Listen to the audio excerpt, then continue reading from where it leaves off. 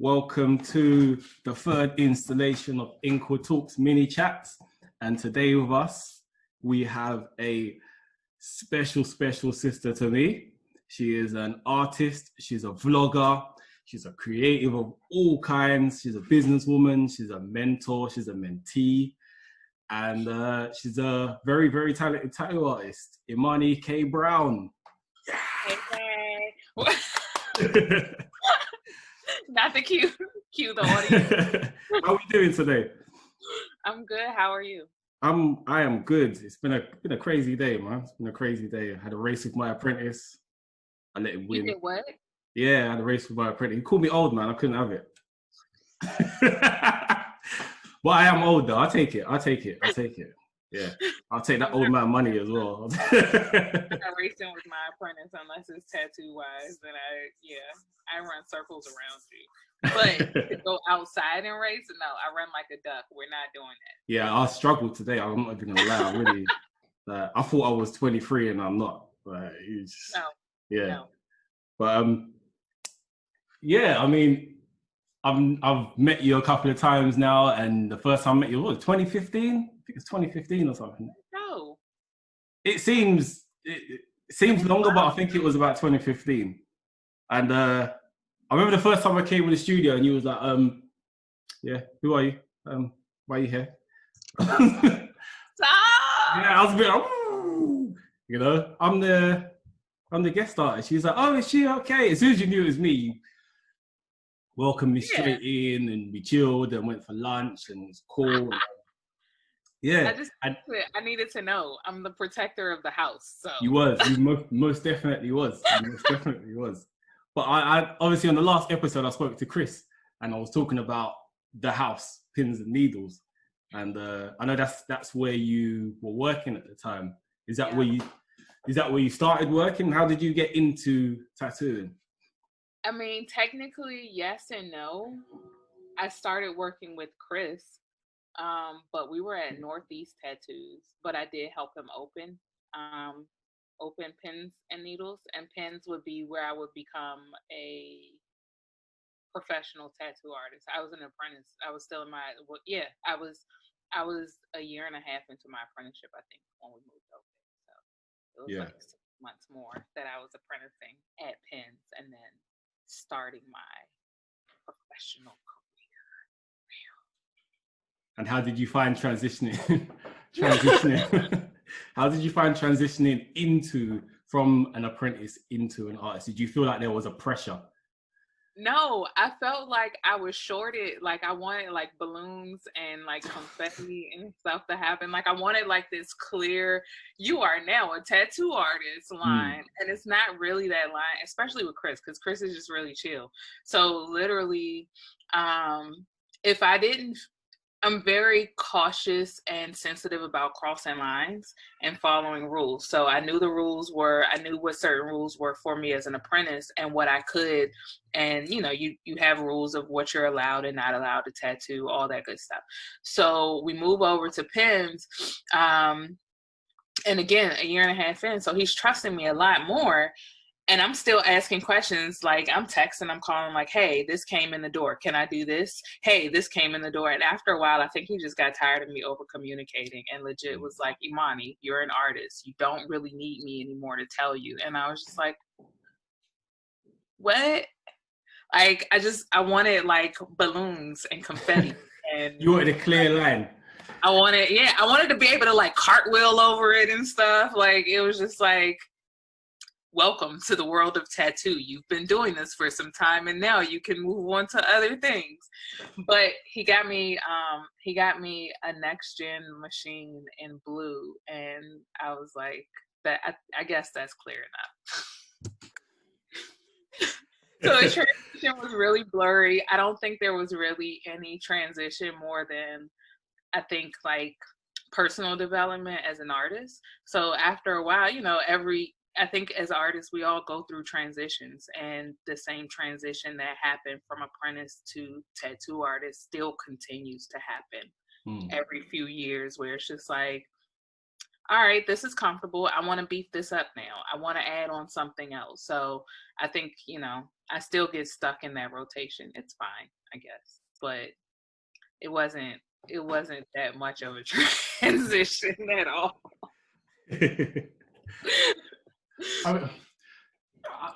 I mean, yeah, I could imagine under Chris, he's a very relaxed guy. Like Chris is the kind of guy where if you don't get along, you're the problem. Yeah, like it was very chill. He did, like I said, he bought me a machine, so there was still a clear line of like, no, like you're a tattoo artist now, welcome to the world. And that was cool, but I think a lot of times as far as like tattoo apprenticeship, like if you had to compare it to like art school and you have those clear lines in art school, and that's what I was expecting. Even my apprentice now, like she expects that from me, and I'm just like, I don't know what you want from me, but that ain't happening. Yeah. It's very much like you want a certificate almost to say, yeah, I did this. Something to show your work. I'm supposed to cross the stage and people are supposed to clap and yell my name. So yeah, it was just like, so I'm here. That's what's up.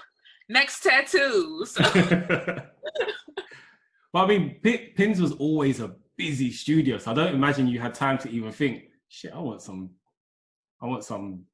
a party. I want, like, it's all, when I went there, it was always on the go. Like, always. So it's like, wow. Yeah. And I think that, how did that affect you? Because I know,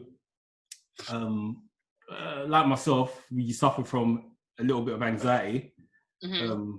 And when I met you talking about a lot of the walk-ins, how they made you feel and so on and so forth. And I'm not a fan of walk-ins. I do them, but I do them to push myself through. So how did you cope? How do you cope with it? So I think not knowing that I had been diagnosed with the general anxiety disorder actually helped me cope. So I wouldn't find out until 32 in Japan, having a panic attack, that I had been diagnosed when I was young. So wow. And I think you said the operative word, push through. So, you're taking walk-ins. A lot of the stuff was, this is my job right now. This is what I'm supposed to do. But eventually one day I'll be able to do what I want to do. So that was my push through. So even though certain walk-ins made me feel a type of way, or I just didn't feel like certain things, I knew I was pushing myself too much. It was still like, but you have this responsibility. And with Chris, he's an awesome tattoo master. So at the end of the day, because he's teaching me how to fish, so to speak, I want to make sure that whatever I do, like, I still have to reach beyond myself to make sure that home is taken care of, because he's taking care of me. I need to return that favor. So I think having that mentality helped me push through. So even, and Chris treated me like a little sister. So even though he's my tattoo mentor, my tattoo master, it was very much like big brother, little sister type of relationship. So if there was anything that was too much, I could actually say something. So knowing that I had that support was good. And then just the overall mentality of, this is what you gotta do, suck it up, buttercup. Then I suck it up. Hold on, my eyes are peeing. You made me pee. You made my eyes pee. Sorry, I'll do that. No, it's fine. It's fine. It's not sadness. It's like actually thinking about anxiety, where it's just like, no, we don't like that. And then my body does a thing, and yeah, it's fine, whatever. Yeah, I think anxiety is something a lot of artists suffer with, and they don't know how to express it. Like, I've worked with so many art. When I first worked with you, you said a lot of things that I was a bit like, oh, I did that as well. But I didn't think of it as anything, or I didn't think of it as anxiety or panic, or like anything like that, before you're going to go into work. And then when I started working with more artists and they say the same thing, I'll be like, yeah, you got a little bit of anxiety. You may not have like it to an extent of a panic attack, but you got a little bit of anxiety. Yeah. And they take it like it was, like I said, like I was dissing their mum, basically. And And you know? And then you realize it's like almost like a taboo word. Anxiety is like a taboo word in the game, isn't it? So I'm glad that you're so open with yours. And I think it makes for a better client-artist relationship.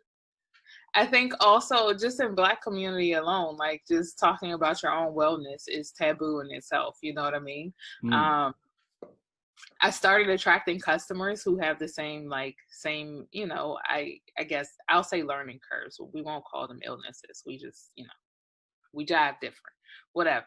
But I started attracting more people who have anxiety, who panic, things like that, cutters, self-harmers, people who I'm like, hey, you're me and I'm you. What's up?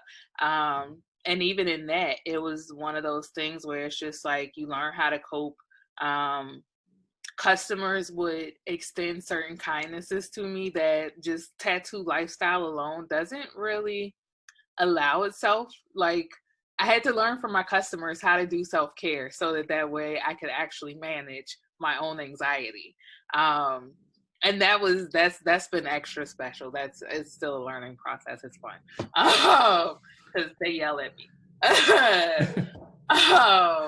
I was like, well, I deserve it. I fuss enough in tattoos, so whatever. But yeah, I think we discredit a lot in terms of what it is to slow down and care for ourselves. It took me a lot to understand that as a tattoo artist, you're a human behind the things that are happening, not just a service provider, and you're not a machine on top of that. So I had to learn how to balance having anxiety and dealing with that in a day and recognizing it, more so just recognizing it and saying, okay, that's a thing. What do we do about that so we can move on? We just tend to just push through.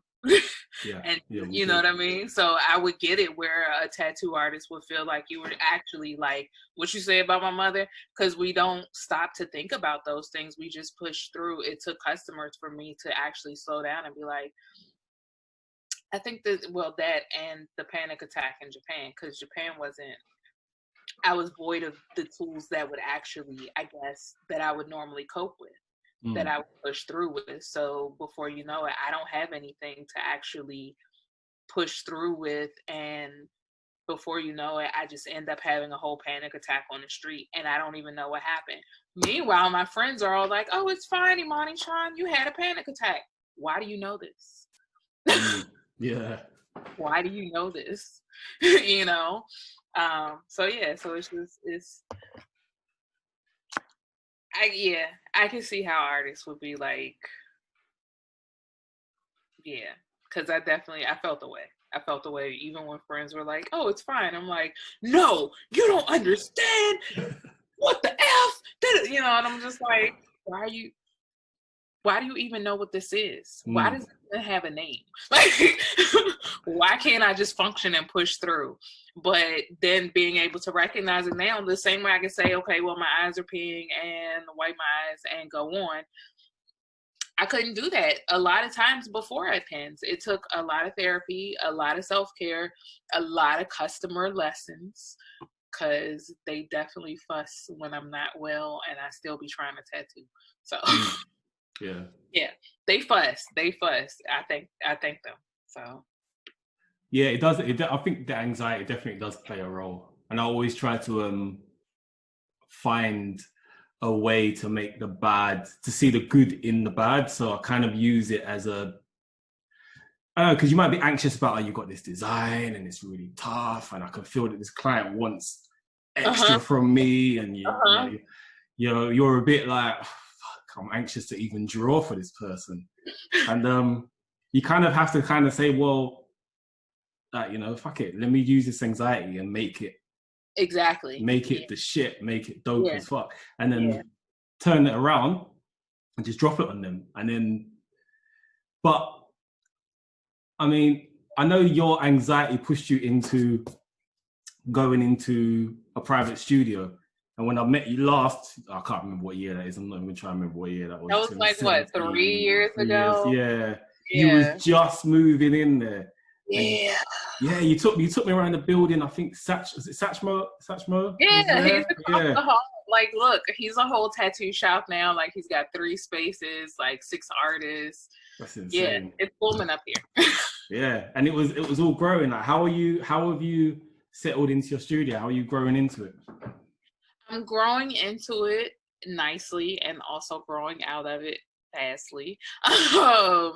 So I enjoy private work, but part of me wanting to branch out to create my own space is to create other jobs for other Black people. Like the same way somebody gave me an opportunity to be able to give somebody else an opportunity. I'm not necessarily going to be able to do that privately. So, or at least that artists have an optimal opportunity privately. So I've been looking at ways to reach beyond myself and still do another shop. We're talking about maybe doing like big little ink play shop, and that would actually be an open space where I would still have the private little ink play shop studio. So that way I can continue to go through my own healing, but also still I miss those days of being able to push beyond yourself and just push through sometimes. It's a good exercise. I just don't want to do it like all day, every day. It's also mentally draining. So yeah, it is. You just like, I just want a break. But my brain, I just mush, just stop. So I want to find a balance between being able to push through and do some days like that, open something that offers opportunity to other people, but still continue my own healing.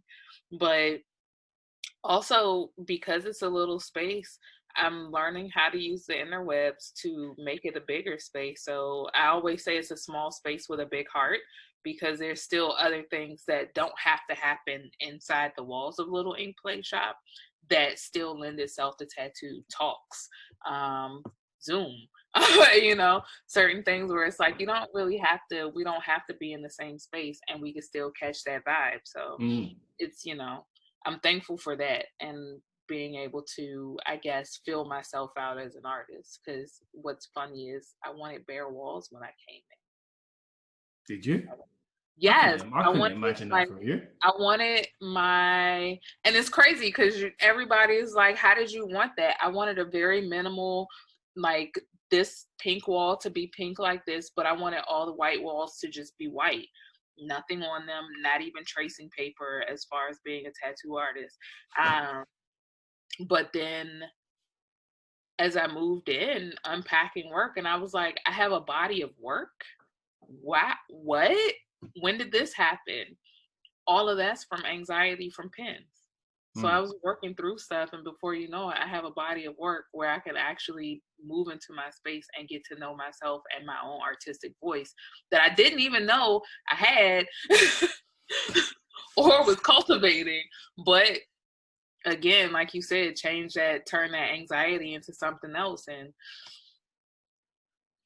yeah, I mean, you kind of went into my next question for me, because you were talking about no, you did, because you were talking about having a private space to create, and it's something I feel like I've been craving a bit more of late, just having a private space, just to not to tattoo or just to create.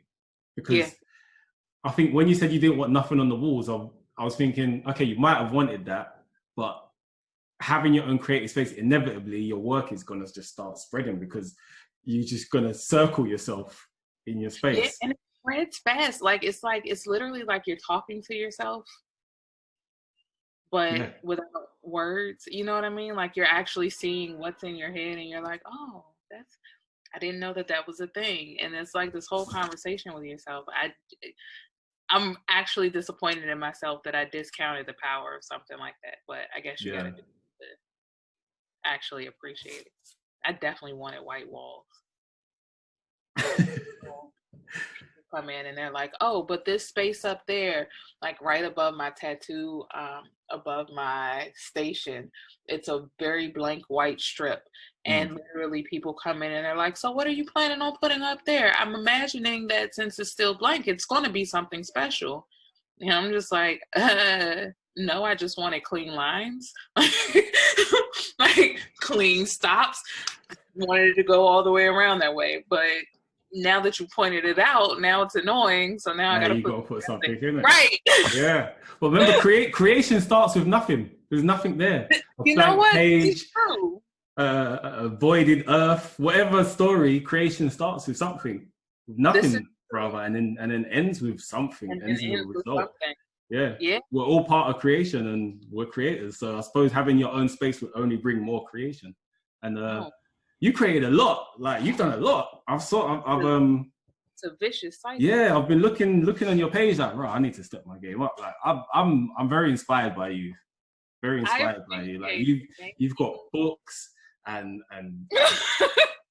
I'm just like, what else is there? You're vlogging, like, how is all the creative stuff going? Because I know you don't just make money from tattooing, you make money from all your creations, and you make sure that you monetize them equally as well. How is that going? I'm trying to learn how to monetize and also how to market. So, like, even though I show up often on social media, I have the worst imposter syndrome ever. So a lot of it is literally just like, I'm just going to put it out and see what happens. The book, the memoir, Imposter Syndrome, like a mofo. And before you know it, I was like, I'm just going to put it out. Just let's see what happens. A customer actually held my hand to get to the finish line for that. Where she ended up editing the book, and I was just like, she was like, nope, we're not letting you quit. She was like, if I got to figure out who your customers are and get on them or get them to circle around you. And I'm just like, but no, stop the pressure. So I don't know. I've definitely been creating a lot. Also having ADD, like ADD and anxiety are really fun to play with for wanting to create a lot. I have a lot of ideas in my head. So a lot of times I create and I may not finish creating and then just leave it on the table. And before you know it, it's almost like you have a craving to go back to certain things. And it's just like, oh, I should finish that. And then I'll just be like, okay, I'm just going to push go and put it out and just see what happens. If if things are successful, then I go back and make a bigger plan for it. But most of it is because I want to see what my studio is going to look like in the next 10 years. I'm on my way to 5 years, and they say that small businesses usually fail within the first 5 years. So now that I'm on my way to 5 and I know I can survive, it's time to grow this bitch and then blow it up. So let's see what we got to do that. But also monetizing it is that, like, I'm self-funded. Tattoo can self-fund a lot of things. So at the end of the day, I'm learning how to use other projects to seed other projects. So literally Tattoo seeded being able to do the book. Doing the book is seeding a fashion line that I want to do. So it's all literally just trying to figure out how all these things work together so that I can have a long life in business, not just I'm a tattoo artist. I want to learn, like, I've asked tattoo artists, how do you reach 6 figures without like a tattoo, like without another person? And nobody, like, a lot of tattoo artists don't even know their numbers. And I'm just like, but how, Sway? What? So yeah, so I don't know, those things, I get obsessed. So I want to learn how they all work together. So yeah, I'm just creating a lot because ADD. Yeah. I mean, it's good that come on now. It's good that you know everything about yourself, because then you're able to kind of take one part of your life and almost braid it into the next part of your life. And then things start to make a bit more sense. I think a lot of people are lost because they can't connect one part of their life to another part of their life. Yeah. Like you were saying about the philosopher, if you're depressed, you're too far in the past. If you're anxious, you're too far in the future. But if you can braid stuff together, content right where you want to be. Yeah. That's what I've been recently. I mean, I have anxiety, but I think most of that is just business related these days. It's more so not showing up for a customer, fucking up my calendar, or like literally just failing somebody in a way that that person may have actually needed me to show up, or finances. Those are literally the two things that trigger the worst anxiety. Other than that, if it's like, oh, well, you know, I've learned a lot in terms of being able to be okay with just taking pressure off. So now I'm just like, psh, that won't get done today. It's called I'm quick to put something on the back burner. I'm an introvert. I love cancel plans. So literally I'm like, shh, cancel that, make a note, and figure out when we can get back to that. But for now, you know, my website was down for 2 weeks because I didn't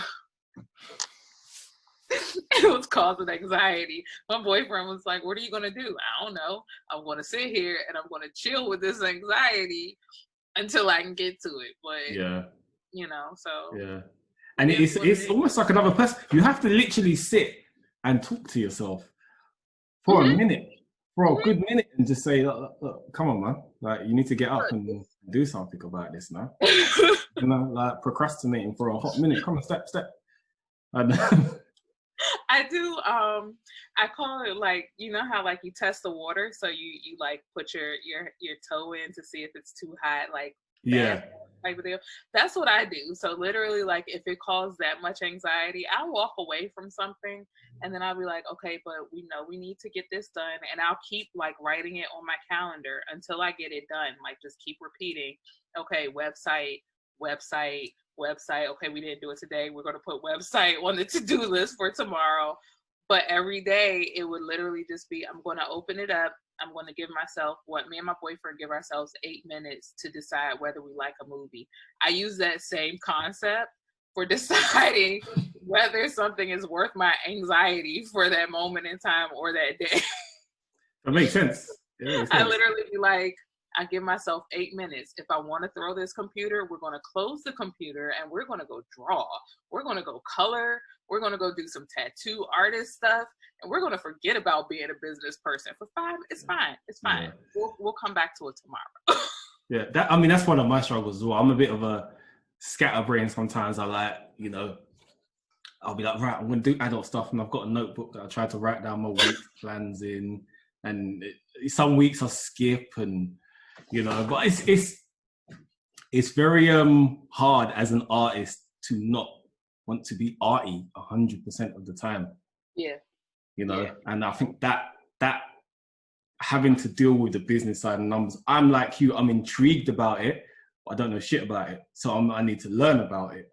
But learning about it makes you feel like, well, fuck, can I even do it? And then once you ask one question, they start rolling. But you got yeah. I think sometimes I say I don't know until I'm in it. That's exactly what happens. Yeah. That's exactly what happens. These days, I try and find people intangible examples of stuff I want to do. So like I've thought about like what it would be like to have part of my business, like if I grew a part of my business that could be publicly traded on Wall Street. Why not? But I'm also Black. There's this whole wall and barrier to access. Like it's certain things where it's just like, but what does that look like for me though? Can I find somebody who's done it? Lo and behold, my friend built a whole nerd community and an app, and she's now on her way to being a public IPO and being publicly traded on the stock market. What? Now I have an example, and it doesn't look so scary because I have a tangible example. Yeah. I can reach out to her and I can be like, so I got questions about this. Can I ask these questions? How much you want me to pay you? Because I got like 20 questions. You know? And it doesn't seem so scary. So I've learned to lean into stuff like that, where if it's something that I have as an idea, if it seems scary and it's going to lead me down a rabbit hole, find a business model of a person who looks like me, who seems, you know, who is fairly safe, and actually ask the questions, and not try and hang out in my head and do it myself, because I think that's the part that freaks me out more than anything. Just, you know, you're talking to yourself, and if you don't have a question, you don't have the answers, then you're just like, I don't know. It's an echo chamber. Yeah, it is. When you go around in a circle. But talking of business models, before we wrap up, I saw a video that you put up a couple of weeks ago about a guy called Best Tattooist. The guy that was doing the tattoo scams. That was crazy. Tattoos by King, and then there's somebody else. Somebody was stealing my actual studio name. Yeah. What was that? What happened? So, I mean, we all know COVID happened, and tattoo is probably one of the easiest things where you can find low-hanging fruit of people who aren't going to do their due diligence. So literally, they're on Instagram and they're creating the similar business models as tattoo artists like myself who book online. But what they're doing is taking out certain things where, you will want to have a website, you will want to see the person's face, their name, certain things that are really, really pertinent, but most people aren't going to think about. They want a tattoo, they want it now. So they're going for the low-hanging fruit of people who are like, no, I want a tattoo, I want it now. Oh, his Cash App is right here. I'll send them money, and now I have an appointment. And he literally, he's doing everything via Cash App and DM. So it's no way to prove anything unless you got a bunch of screenshots. So, but I have questions for customers who are doing, who are signing on for, I just got a lot of questions. People have come to my door and literally held their phone up. I'm trying to get tattooed, or I got a tattoo appointment with him. And I'm like, first of all, who's him? Because there's no face on here. There's a bunch of stolen tattoo work. Yes. Yeah. Stolen tattoo work, no address. The bio literally says, you can come to the studio or we'll come to you. And I was like, if it's a good tattoo art, nobody's just packing up to go around a corner.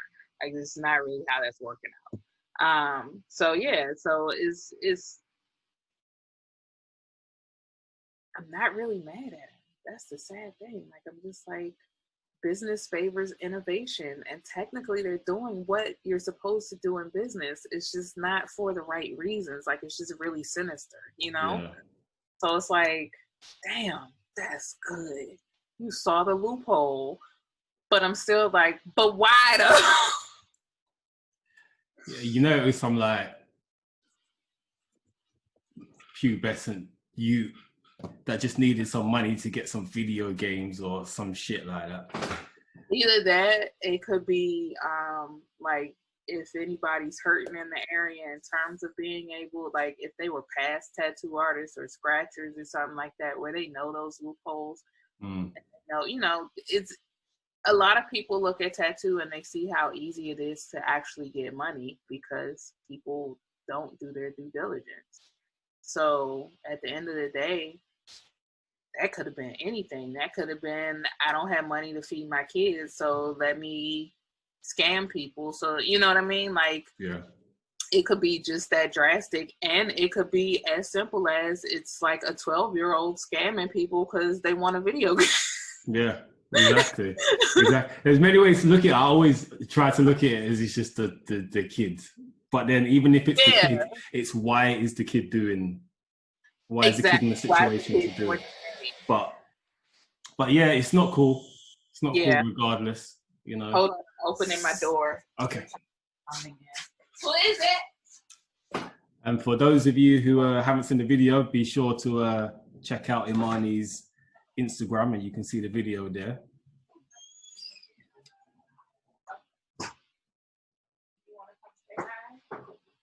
Okay. Oh, someone else is joining the video. Who's joining in? She's hold on, I'll let her introduce herself. She's changing her shoes to studio slippers. Oh, so. Studio slippers is good like that. Yeah. Yeah.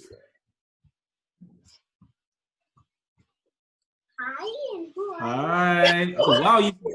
Come here. This is my tattoo brother. This is Rob. Rob, this is you gonna introduce yourself? Hi, my name is Lily. You gonna tell them who you are? No. You know the whole introduction. Do the whole shebang. Okay. Hi, my name is Lily. I'm the fan of Smart Doesn't. She acting shy. I only like to do that when you're on live calls. I'm on a live call. No, like on live call, like Instagram. Oh, I mean, it's Oh, on there eventually. This is to like his friends and customers and clients and audience and stuff. So now more people know My about baby sister Smart might Girls and come Co. today. Uh-oh, okay. oh. Shira's coming. Uh-oh, Shira's coming. Okay. So tell us quickly about your mentoring. So, Starting from very young. I like that. Starting from very young. yeah, starting from very young. So, Aaliyah chose me actually, but I like to coach. So since I'm obsessed with business and I want to see more Black people do better in business, those things that I learn, especially organization and such, I like to pass down. So I do creativity coaching and mentoring for all ages. Aaliyah is actually building her business, Smart Girls and Co. She's 7, and her business is based off of what DIY and teaching girls how to be smart. Well, that's the name of it. Teaching young girls how to be smart. Teaching young girls how to be smart. So how to think for themselves more than anything. But with cute stuff. So that's what we're working on right now. She's in her logo phase. So she's building her brand from the bottom up. She did, hold on, I'll just show you really quickly. Since they're right here in my face. Well, they are right there. Yes, they are right there in my face. Okay. It's right there on the wall. Okay. She's working on her colors, or she chose her colors now. But the same way I would do like the logo and branding, taking her through the things. She's literally making her brand based off of the things that she likes and what she will want to share with people. So that's her logo. Wow. Yeah, she wanted a unicorn, lollipop, hearts, magical girl wand mix of things. So she drew it up, and then I had to break it down and draw it up for her. And it's gonna be called actually the magical key.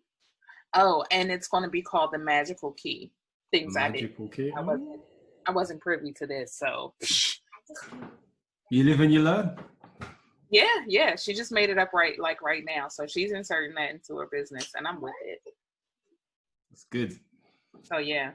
So that's pretty much it. It's called You May Create, and it's literally just the idea of creatives giving themselves permission to just do the things. Like, so build a brand, draw the thing, organize yourself for success, make the money. Just remind yourself that you're worthy, especially us Black people. It's, I don't think we do that enough.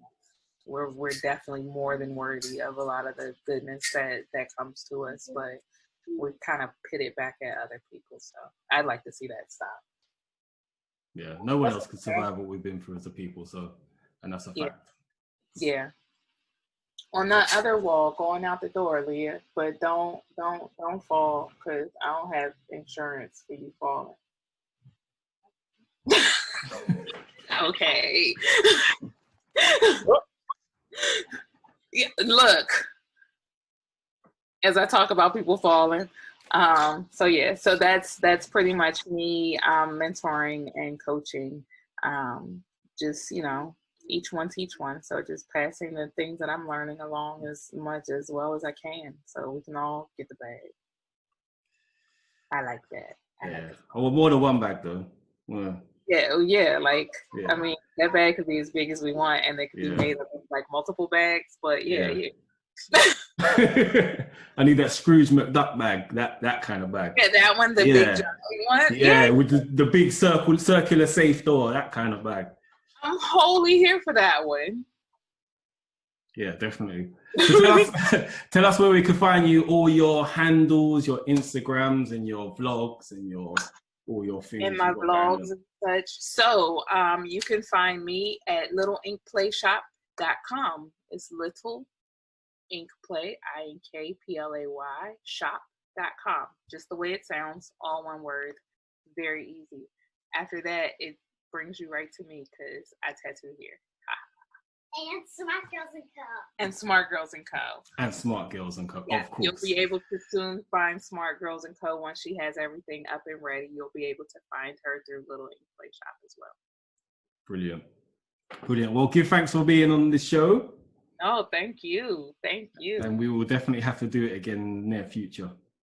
Yes. Either way, we still need to just chop it up. So we got to definitely make this happen.